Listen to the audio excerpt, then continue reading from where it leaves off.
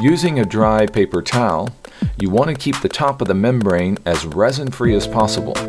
This should be done throughout your build day.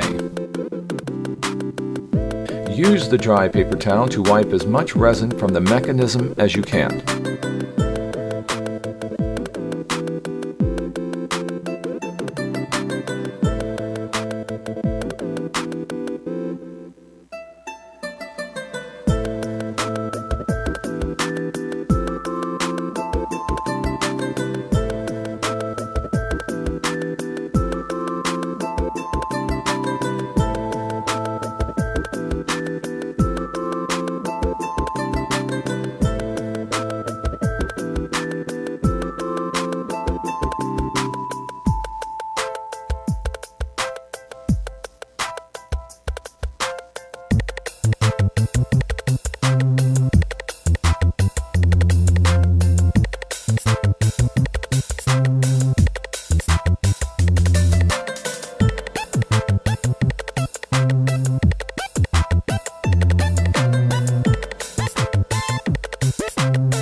And that's a successful clean.